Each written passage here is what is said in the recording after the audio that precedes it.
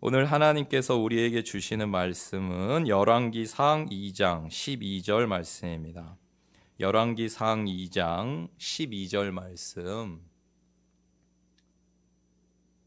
우리 한마음 한 목소리로 함께 읽어보겠습니다. 같이 읽어보겠습니다. 솔로몬이 그의 아버지 다윗의 왕위에 앉으니 그의 나라가 심히 견고하니라. 아멘. 오늘 말씀과 성령의 능력으로 열왕기상의 시간입니다. 이번 한 주 동안 열왕기상의 말씀을 통해서 큰 은혜와 열매를 누릴 것인데요. 열왕기상은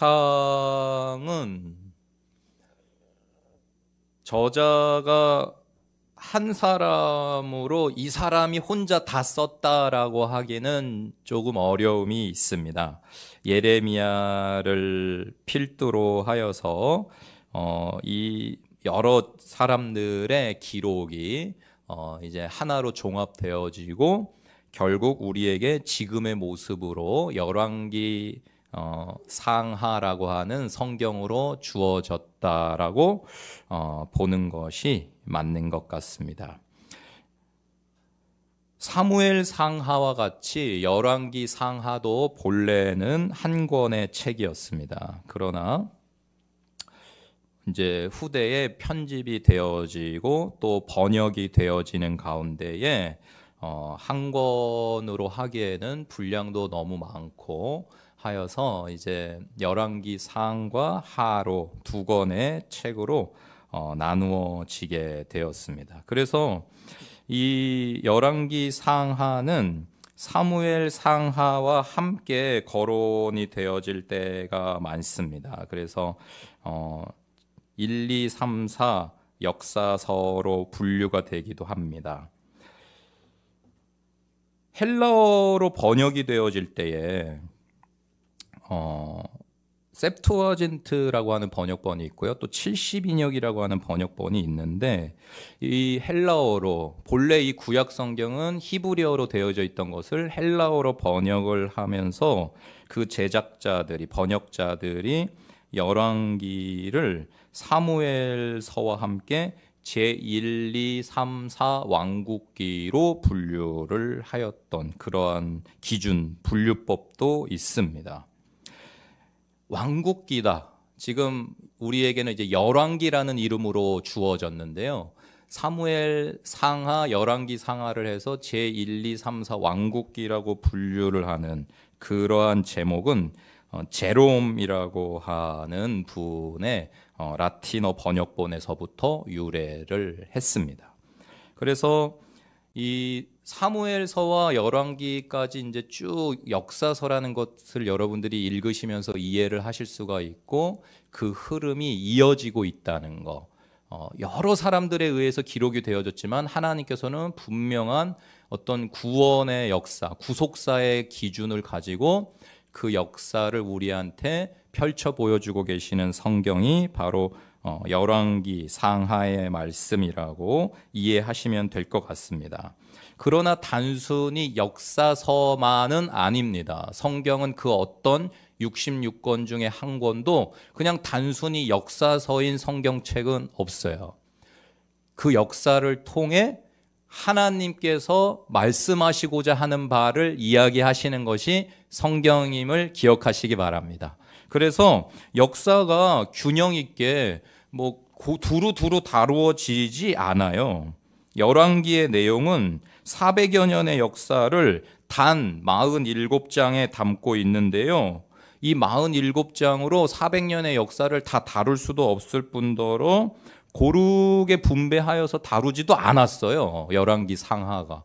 어떤 인물, 어떤 사건에 집중돼서 막 몇 장이 할애되는가 하면 어떤 부분은 그냥 몇 절 만에 넘어가기도 하고, 그러니까는 그냥 역사서라고 하면은 이건 사실 굉장히 치우친 그런 역사서인데 성경은 우리한테 역사를 알려주려는 책이 아니기 때문에 그렇습니다. 성경은 우리에게 하나님께서 태초부터 주님 다시 오시는 종말의 때까지 어떠한 일을 하셨는지, 어떻게 우리를 사랑하셨는지를 말하려는 책이지, 역사를 그냥 우리한테 있는 그대로 객관적으로 주려고 하는 목적으로 쓰임받은 것이 아님을 기억하시면서 성경을 읽어나가시면 역사의 주인이신 하나님을 만나게 되실 줄 믿습니다. 그래서 BC 560년부터 538년 정도까지의 연대를 이제 다루고 있는 열왕기상이고, 통일 왕국이 되었다가 다윗과 솔로몬 이후에 두 나라로 분열되어지는 그 과정을 통해서 어떤 교훈을 얻어야 하는가를 우리에게 말해주는 성경입니다. 그러니까 열왕기 상하가 이 역사들이 다 이루어진 다음에 이제 기록이 되어지고 편집이 되어져서 정말 하나님께서 믿음의 사람들한테 주고자 하시는 그 교훈으로 우리한테 주어진 거예요. 가장 가깝게 교훈이 필요했던 사람들은 북이스라엘과 남유다라는 나라가 멸망하고 바벨론의 포로로 끌려갔던 그들에게 필요한 성경으로 기록이 된 것입니다. 왜 저 열왕기 상하라는 성경을 기록하고 편집한 이들이 저 책을 남겼냐면, 나라가 없어져 버리고 포로로 끌려간 사람들한테 우리가 지금 이래가지고 망했지만은 아직 소망이 있어요. 하나님은 아직도 일하고 계시고 우리를 포기하시지 않았소. 그러니 희망을 가지고 나라가 다시 회복될 걸 꿈꾸면서 우리 이 어려운 시간을 잘 이겨냅시다라는 가르침을 주려고 기록하고 편집한 거예요. 가장 가깝게는 나라가 망해 없어지고 포로의 삶을 살아가는 그러한 유대인들을 위한 기록이지만, 주님 다시 오실 때까지 영원히 저와 여러분 모두에게 모든 힘들고 아프고 부족하고 문제가 계속 발생하고 한계가 분명한 삶을 살아가야 하는, 그 가운데에서도 믿음을 지키고 말씀과 성령의 능력으로 승리해야 하는 모든 시대의 모든 성도들을 위해 주신 아름답고 귀한 책인 줄 믿습니다. 그래서 열왕기상을 읽으시면서 저와 여러분도 내 인생에 지금 이런 문제가 있지만, 이런 아픔이 있지만, 이런 질병이 있지만 하나님이 회복시키실 거야, 역전시키실 거야, 여전히 일하고 계시고 내 곁에 함께 계시면서 도와주고 계셔 라고 하는 믿음으로 무장하게 되는 한 주가 되시기를 축복합니다. 축복합니다. 네. 그래서 전체의 개요를 간단하게 보면요, 두 부분으로 나눌 수 있는데요. 첫 번째는 1장부터 11장까지 통일왕국의 역사를 다룹니다. 솔로몬의 즉위, 솔로몬의 숭고함, 솔로몬의 잘못이 나오면서 왜 나라가 다윗과 솔로몬으로 그렇게 세계의 최고의 부요함과 강대함을 자랑하는 나라가 되었는데, 어떻게 그 짧은 그 흥하던 시기를 바로 마치고 계속해서 쇠락의 길로 가는지 우리가 살펴볼 수 있는데, 그 핵심은 솔로몬 왕과 백성들의 우상 숭배라는 것입니다. 솔로몬이 하나님께 참으로 큰 은혜와 사랑을 받은 자이지만 또 하나님 앞에 멋진 믿음과 예배를 올려드렸던 지혜의 인물이지만, 그가 많은 이방의 아내를 둠으로써 그 이방 아내들이 각자 가지고 온 각국의 우상들을 다 숭배하게 되어질 때 결국 하나님이 말씀하신 대로 나라가 어떻게 망해가는지를 보여주는 역사가 열왕기 상하의 역사입니다. 12장부터 22장까지는 분단 왕국의 역사가 나오는데요. 열왕기 상에서 우리는 이스라엘의 왕 9명과 유대의 왕 4명에 대한 기록을 살펴보게 될 것입니다. 그래서 도합 열왕기 상에서 우리는 13명의 왕을 만나게 되는데요.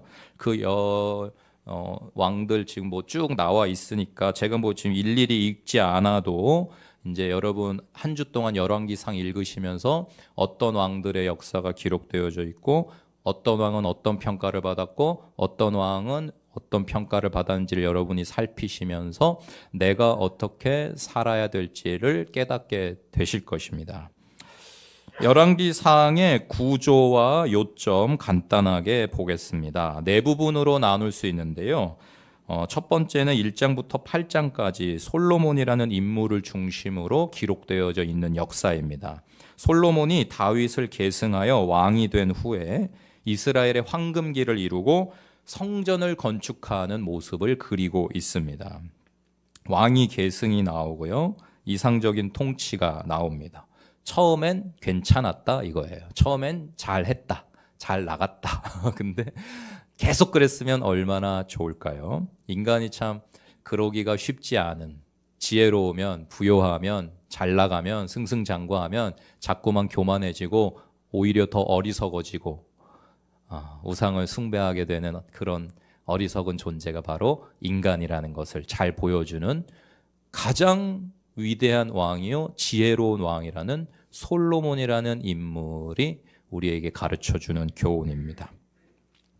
성전 건축, 그 무엇보다도 큰 공이죠. 다윗이 꿈꾸었으나 하나님이 허락하시지 않았고 네 아들 솔로몬을 통해서 내 성전을 짓겠다 약속하신 대로 솔로몬을 통해 그것이 성취되어집니다.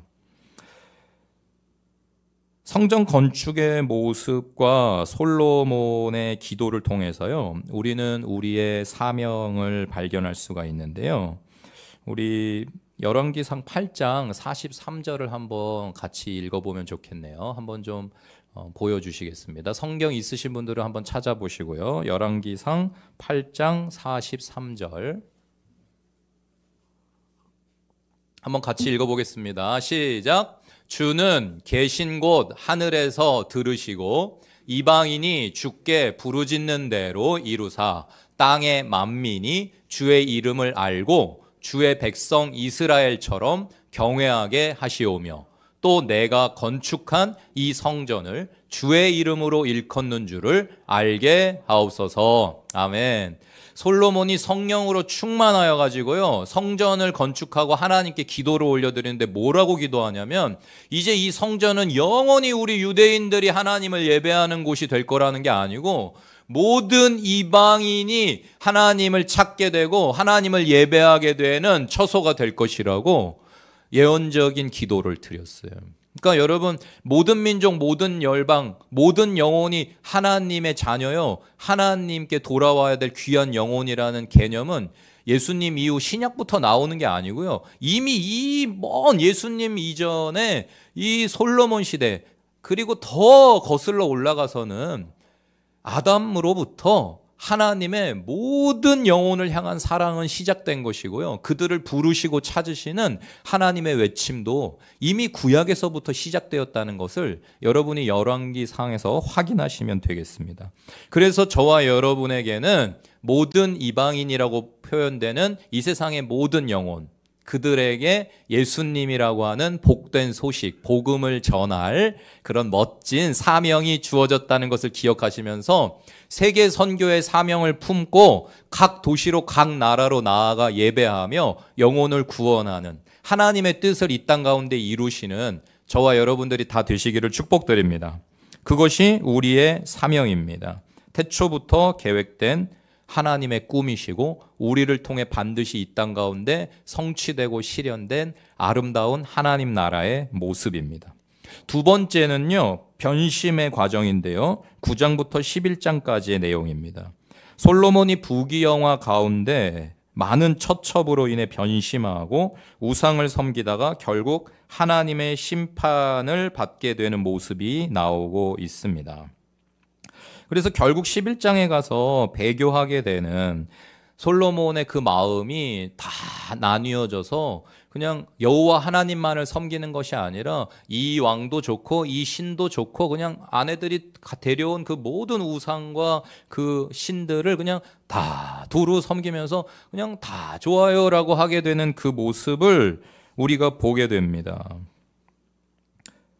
그 모습을 보면서 우리가 오늘 마음에 다짐해야 되는 것은 무엇이냐면은 이 시대도 너무나 그냥 뭐 다 좋은 거라는 그런 아니 뭐든지 그냥 뭐로 가든 서울만 가면 되지 않아요?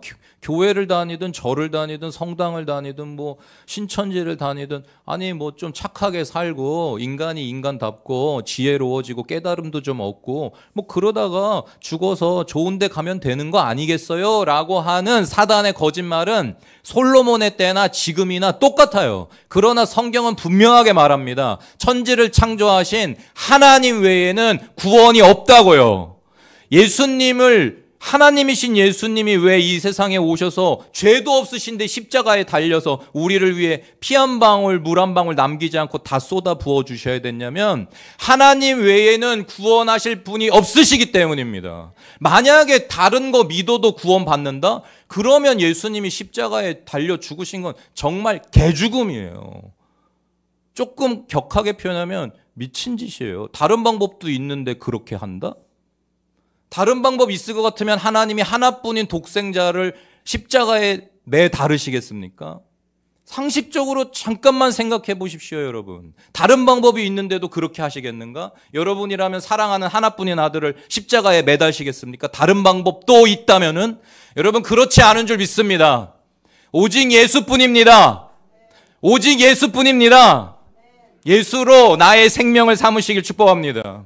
예수로 나의 전부를 삼으시길 축복합니다.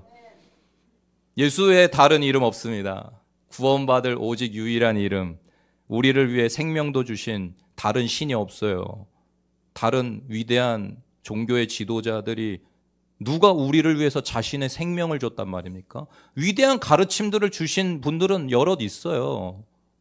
그러나 자신의 생명도 주신 분은 없습니다. 오직 한 분, 예수뿐인 줄 믿습니다. 그분을 섬기시고 그분을 더 사랑하시기를 축복드립니다. 세 번째는 분열의 모습이 12장부터 16장까지 나오고요. 17장부터 22장까지는 그 분열된 중에 열왕기상 내용 중에 최고 악한, 그리고 역사 속에서도 거의 최고 악한 아합 왕가가 이세벨이란 왕비에게 철저하게 이용당하는 아합 왕이 어떻게 하나님 대신에 온 나라의 바알과 아세라를 신으로 만들었으며, 그래서 하나님이 엘리야라는 인물을 통해 그 바알 우상 숭배와 어떻게 싸워 가시는지, 승리하시는지를 우리에게 보여주시는 내용이 네 번째 단락입니다. 바라기는 저와 여러분도 온 세상의 우상 숭배가 꽉 찬 세상을 살아간다고 해도 엘리야와 같이 오직 하나님만 섬기며 말씀과 성령으로 준행할 때에 850대 1이 아니라 85,000대 1이라고 해도 능히 이길 걸 믿으면서 나아가는 군대가 되시기를 축복합니다. 불가능은 없다고 외치면서 Nothing is impossible이라고 선포하면서 나 홀로 남았다고 해도, 여호와 편에는 나 혼자라고 해도, 온 세상이 우상 숭배라고 해도 그 길을 걸어가는, 그 좁은 길을, 십자가의 길을, 주님이 가셨던 그 길을, 많은 영혼을 다시 살릴 수 있는, 내 생명을 한 알의 밀알로 내어주는 그 길을 엘리야와 같이 걸어갈 수 있는 저와 여러분이 다 되시기를 축복합니다.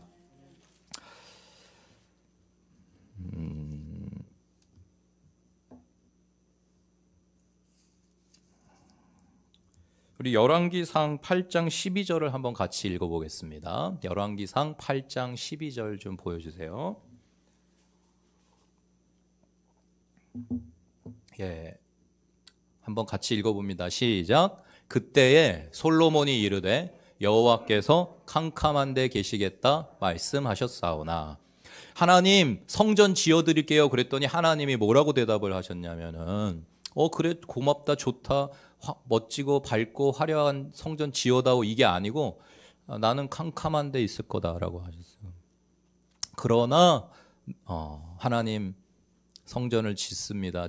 하나님께 성전을 짓겠습니다. 그것이 다윗과 솔로몬의 마음이었는데 하나님 마음은 뭐냐면요, 나는 컴컴한 데 있겠다는 겁니다. 무슨 말이냐, 하나님 어두운 데 좋아하시나? 그게 아니고요, 컴컴한 데 계시겠다고 하시는 하나님의 마음의 그 컴컴함은 우리 사람들의 그 어두운 마음이요, 우리의 고된 삶의 현장이고, 하나님 없이는 살아갈 수 없는, 하나님의 나라를 누릴 수 없는 우리의 처절한 일상에, 우리의 가정에 하나님 함께 계시겠다고 하는 겁니다. 캄캄한 데 난 있을 거야. 흑암과 같은 세월을 살아가던 나라가 망하고 없어진 그 사람들에게 하나님 말씀하시는 거예요. 내가 너희와 함께 할 거야. 지금 뭐가 문제가 해결이 안 되고 너무 오래 계속되고 질병이 낫지를 않고 오래 계속 아프고 그래가지고 막 마음이 점점 어두워지고 삶이 계속 그늘지고 있는 우리들에게 하나님 말씀하십니다. 내가 너와 함께 할게. 캄캄한 데 계시겠다고 하는 하나님의 마음은 바로 그러한 마음이세요. 여러분의 모든 힘들고 아프고 괴롭고 때로 외롭고 지치는 일상에 하나님 함께 계십니다. 눈에 보이지 않아도 손으로 잡을 수 없어도 굳게 믿으시기를 축복드립니다. 하나님 함께 계심이 우리의 소망입니다. 빛 되신 그분이 함께 계실 때 흑암 중에 있지만 넉넉히 이기게 될 줄 믿습니다.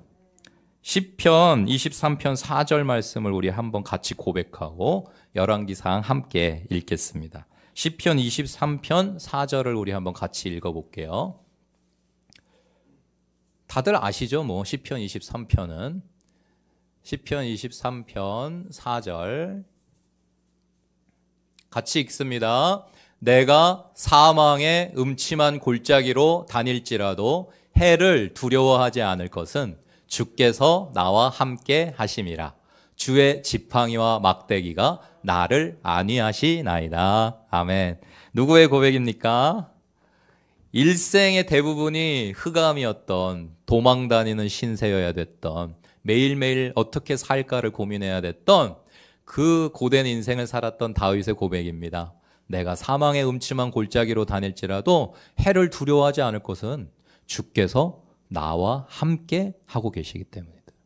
주의 지팡이와 막대기로 나를 늘 보호해 주시고 안위해 주시고 이기게 해주시기 때문에 나는 오늘도 이렇게 노래한다는 이 다윗의 고백이, 엘리야의 고백이 저와 여러분, 우리 은혜로운 교회의 것이 되시기를 축복합니다. 하나님이 함께하고 계십니다. 모든 어둠의 터널을 넉넉히 뚫고 나가서 새 날을, 새 빛을, 새 소망을 발견하게 되실 줄 믿습니다.